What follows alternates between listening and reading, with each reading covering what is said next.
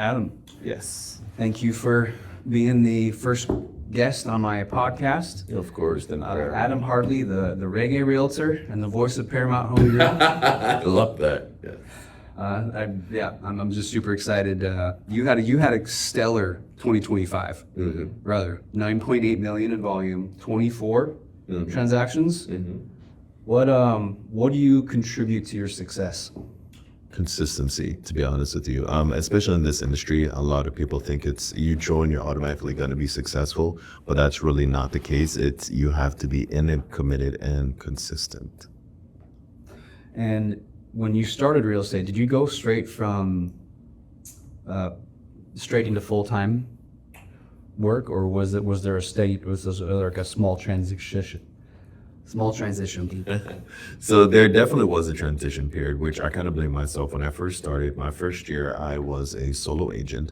I only sold one house just because at the time, nobody really tells you, hey, this is what to do. This is like, they don't really teach you how to be like a real estate agent. So when I got out, I thought this was just how it is. I didn't know anything about the team. But I want to say it was a little bit more in like my second year was when I finally started joining a team and slowly ramping up. I've found that even though you're given all the tools of like this is what you need to do, because you have no experience as a new agent, you're kind of just you're trying to figure out what works for you, Right. you know. And so I feel like even for a brand new agent, if you've never touched real estate at all, it's just going to take a buffering time to actually learn the job, learn the business, and then again just figure out what works for you. Right. Let's back up just a little bit more. What's your story? How would you describe how you got here, where you started, and That's a really good question. That's a good question. So, leaning back to pretty much what I said. So my first year when it really I wasn't as, actually, I'll go back even further beyond that of why I got into real estate. When I was 22, I bought my first house. I rented out the roots. I did what's called house hacking. And I made some good money. The mortgage was pretty much paying for itself. I was making just a little bit extra on it. And then after a couple of years, I ended up selling that house and made a little bit of a profit. So I kind of like that money management side of it, that I invest inside of it. And I was thinking, okay, how can I really piece this together? And then I was in hospitality at that time, so being able to connect with people, just being able to properly service them, that was already in me. And then I started to find this love of, making, like that money from renting out houses, like my rooms and stuff like that. was your hospitality job, was that at Top Golf? When I worked at Universal and when I worked at Topgolf. So, and I was doing that for, at the time, like 7 to 8 years or something like that. So yeah, it was definitely a long time. And coupled to when we were finally fast forwarding where it was getting close to like the shutdown that we had during COVID time, I took that as my sign, like, hey, it's either now or never. So I decided to just dive in, decided to get my license, and the journey really started from there. Okay. Would you say that was a big investment in yourself, a risk on yourself kind of thing? Absolutely, because for me, I definitely had a lot of people that were discouraging me from doing it because again, in my life, no one has really like owned a business, taken like a gamble like that. It was just like that, hey, get your 9 to 5 or get a good job, work for a good company. But I pretty much went against it, so there wasn't like a lot of support when I started, but that kind of shifted over the years. Have you had a prominent life role model? That is also a very good question. So, a good role model for me, wow. Let me think. Are we talking like personal or just like real estate or? Let's do both. Okay. Personal and real estate. Okay. So in my personal life, I'm gonna be honest with you, no one that I could think of off the top of my head, but I did idolize like people that I was watching like online when no one in particular, but just seeing the success of other people like online, I was like, hey, I want to do that. I want to own my own business. So I guess I kind of like idolized the hardworking businessman that I was watching at the time. In real estate, I think role models for me, this might sound a little bit cliche, but it's true. It's since joining the team, the first person that obviously comes to mind is It's going to be Keegan, obviously. I mean, he's definitely held me accountable and helped me accomplish a lot of goals. And definitely Annie and James. Those two, I definitely think in my personal as well, if I were to lean on somebody, it would be them because from when I met them, my life just shifted drastically for the better. So I would definitely, there's three. They meant that they were a catalyst for you. 100%. That's it's interesting because I'm sensing a similar story in my timeline. Yeah. You know, so that is exciting. Yeah. Where all have you lived from? Where you started to where you are now? Right. So originally, hence the name Reggae Realtor. Originally, I was born and raised in Jamaica and moved here when I was about 10. I lived in New York for only about 2 months, and then I came down here I lived in Tampa for multiple years, and then I bought my first house in Orlando, so I lived in Orlando for a little bit. Then back to Tampa. I stayed out here for a little bit more. Then I ended up moving back to Orlando. That's when I lived in Davenport. And then lo and behold, back to Tampa. So it was a little bit of a flip-flop, but Yeah. Tampa and Orlando, both of them are my home, but Tampa is definitely where my heart is. Really? Mhm. Why is that? I think because I grew up here the longest. Okay. I've grown up here since I was pretty much since I was a child. I love the vibe. I love the people. Everything about Tampa personally for me just resonates a little bit more. Still love Orlando. Still love the nightlife. Still love the amusement parks. But Tampa for me, it's just an home. What is it about the vibe? So me personally, I love the fact that if I want to go to the beach, I definitely can. It's right there. I don't have to drive too far. I mean, you name it, we can go. And then between that, just the museums, the food, the vibes, the people, and just everything about it. Like everything about it for me, Tampa. When I think about it, it's just home. Awesome. Tell me about how you met Lindsay. Wow, that that is a good one. So my biggest supporter, Lindsay. Funny enough, I met her on a dating website. Okay. So it was completely unexpected. Again, I was just home. I was like, I was just online, just swapping. And then I saw this little blonde lady, and in her bio it said, I'm known for making really good mac and cheese. Me, I like to eat. So I was like, okay, let's see. So I ended up matching with her, and I'm not gonna lie to you, it really took off. She's sweet, she's humble, and I'm very grateful. I thank God that I met her because she's been one of my not one of my biggest, she is my biggest supporter, and she's been a blessing. Awesome. How long have you been together now? So we have been officially dated for about I think we're about that little bit, yeah, almost 2.5 years now. Congratulations. Yeah, which is insane to think about. That's awesome. I am curious. So, full disclosure, just so you know, part of the reason why I'm asking this pointed question I'm asking is because I did a little bit of stalking on you yesterday. Okay. And God. I looked at your full grid on Instagram, and I'm curious, have you always been into white chicks? Oh my gosh. Oh wow, that's another good question. For me personally, I love everyone, everything. For me, I love who loves me. Like that's the thing. I'm like I really don't care like ethnicity or like height or anything like that. If I know I get along with somebody, they're humble, they match my personality, I'm up for everything. I have been all over the spectrum, but I don't know, I guess they just love me. I guess they just love me. I'm here for it, bro. I always support it. Always support it. I don't know if you know this. I actually have black siblings. My family adopted. Really? Yeah. I didn't know I that. have 4 adopted black siblings from Haiti. Really? Yep. 3 brothers and 1 sister. I didn't know that, dude. And I'm money for how? Really? Yeah. Learn something new. Hey. Learn something new. That's it. I'm curious. Where all have you? You said you've been from Jamaica to New York, Orlando, Tampa, all over. What about travel? Where all have you traveled to, and where's your favorite place in the world besides Jamaica? So besides Jamaica, Paris was beautiful. London was beautiful. Let me see where else. I really did enjoy Canada when I went there. As far as it goes internationally, I think those are the main, like out of the states, those are the biggest places. But So a place that stands out to me the most is definitely going to be like Paris and London, just because the vibe was different. Everything about the culture was completely different, and I just really enjoyed looking at like the different buildings and just like how they live life. Yeah. So that I think the history is a lot more yeah, Or yeah, it was insane. I was actually looking at some of the photos and videos, and I was showing to Lindsay. I was like, "Hey, this is when we went here. This is when we were doing this." So it was really nice. nice. Well, are you going to go back? Or I do you want to wouldn't- go somewhere new? Yes, I wouldn't mind going back. However, if you have an opportunity, I'd rather go somewhere new, just because I already made memories in London and Paris. So I would like to at least try somewhere else, like if I'm gonna go like international again. Yeah. Gotcha.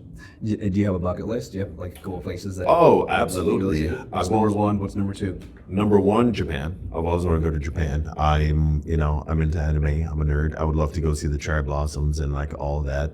Number two, I've always wanted to go to, I think it's Greenland or Iceland, wherever you can watch like the Northern Lights. I've really always wanted to see those. So I think those two are definite. It's on your list. It goes up top. Japan's also in my top two. So I feel you on that one for sure. All right, I want to switch gears again a little bit and get back into real estate. Okay.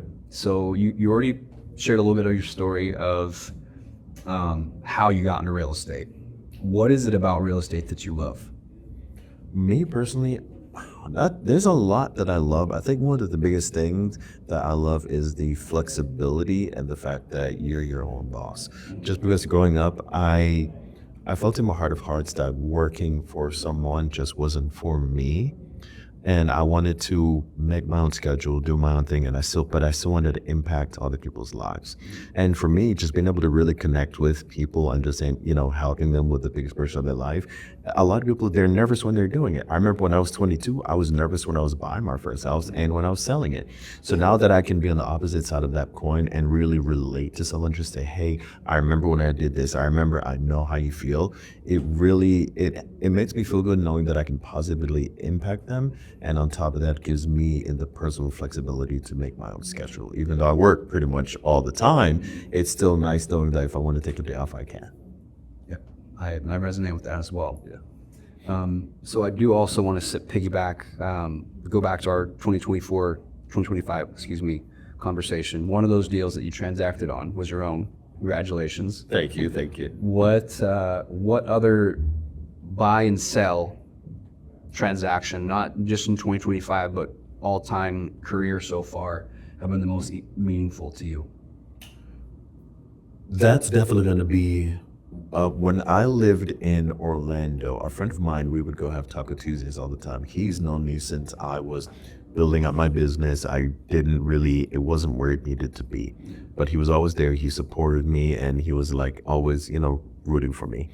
And then he reached out to me last year. It was him and his girlfriend. They wanted to sell their current home and they wanted to buy something else.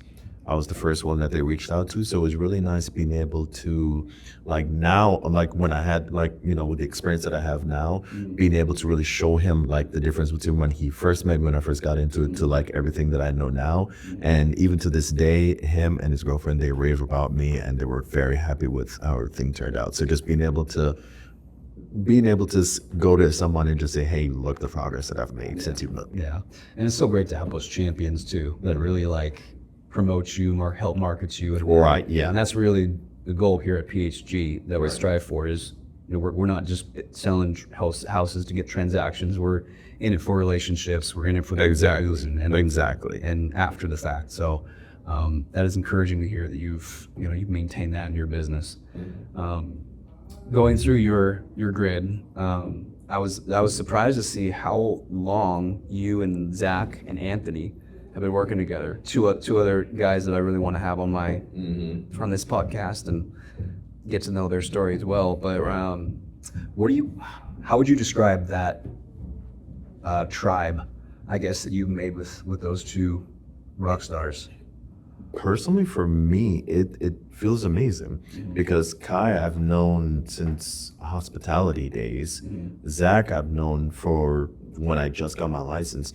So for me, it's really awesome seeing their progress as well, because there was a point where we were all like generally like around the same, and then just seeing the difference in how all of us are climbing, and just knowing like we kind of have like a relationship to where, hey, I'm rooting for you, you're rooting for me, if you need anything, I'm here. And it's really good seeing their progress as well, because it kind of also holds you accountable, saying, hey, if they're growing, you need to make sure that you're growing together. Yeah.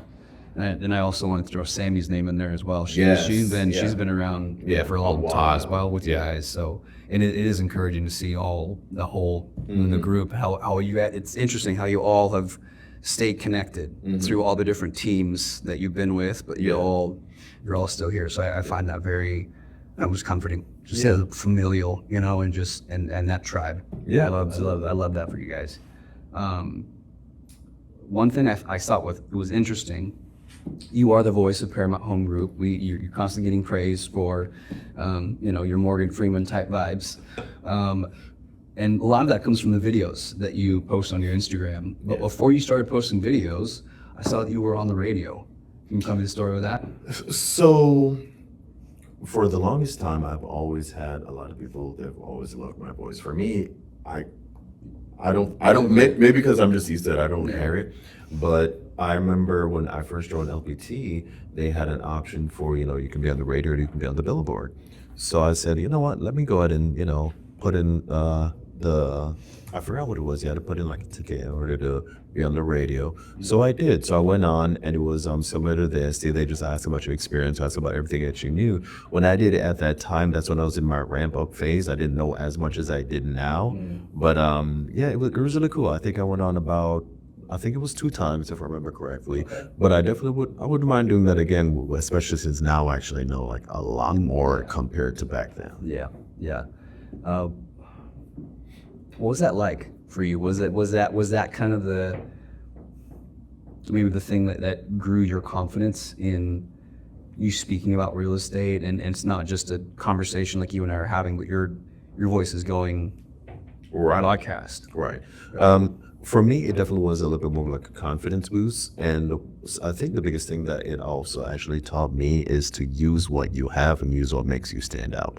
Because my entire life, a lot of people have always complimented and really liked the way that I talk. So I figured, okay, let me just lean into that a little bit more. Let me get on the radio. Let me, especially my videos, let me lean into it, because if it works, lean into it. Right.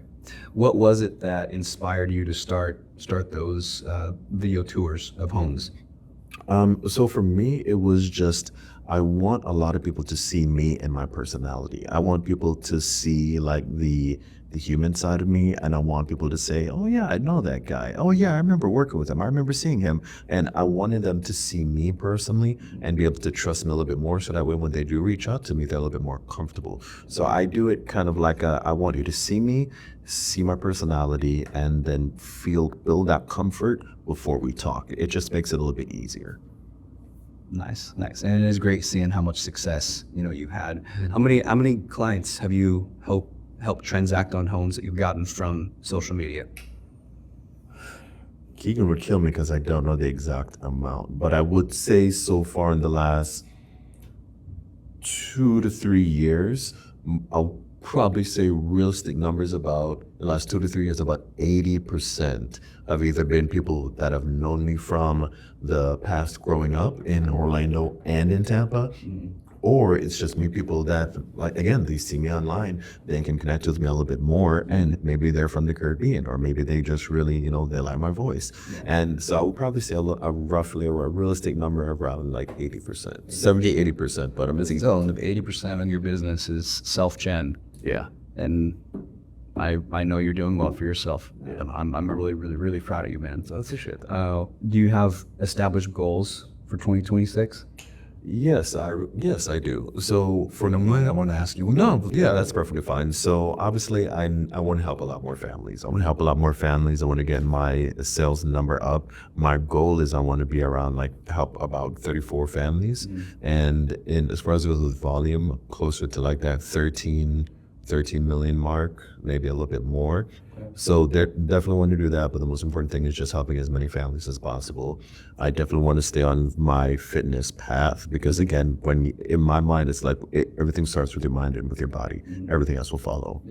And I definitely do want to buy up some more houses as well. I want to get like my first rental property and, start my portfolio like you. And that's why I was telling you, hey, I'm very proud of you because I want to get into that. I know it's not easy, but that's definitely like what my next goal is that I'm eyeing. Yeah, yeah, definitely. That is actually, you brought up the gym. That's something I wanted to kind of segue in, rabbit trail a little bit. What got you into the gym?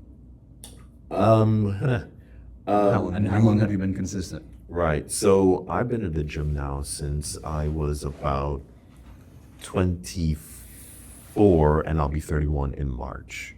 So definitely been a long time. Mm-hmm. And what made me get into the gym was a few years ago, I had a little heartbreak. Mm-hmm. And I didn't want to be that person to, go down like a bad bath or anything like that or anything, but I wanted a healthy outlet. And then one day I remember waking up, I looked in the mirror and I didn't like the way that I looked. I was just super skinny. I was like, I think like 135 pounds. I was like, and especially at my height, that's insane. Yeah. So I just said, no, this is it. So I just put on a pair of pants, put on a shirt. I drove down the road. I think it's like 5 o'clock in the morning. Mm-hmm. Went into the gym. I told him I needed a trainer and a membership. They said, okay. He said, what are your goals? Told him, and then the rest is history. That's awesome. It's awesome. It's great that you were able to see consistency right away, especially in the gym and real estate. Those are two areas where it's easy for people not to be consistent right away. It's easy for people to break the habit or, not see success in that. Where do you get your workouts from now? So I get my workouts from stuff that I remember when I had my first trainer. Stuff that I see online because I'm also on the gym side of TikTok and social media. And then even now, I've been in it for a while, I still will use a trainer because like I'm still, no matter how long you're in something, you still always learn. Okay. So definitely still stuff that I learn from my trainer, still stuff that I see online, but mainly a lot of stuff that I get from my trainer that I'm currently using. Gotcha. Awesome.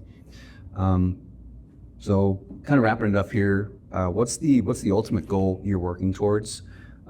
Maybe not just in 2026, but just real estate, life in general. Like where is Adam Hartley heading in life?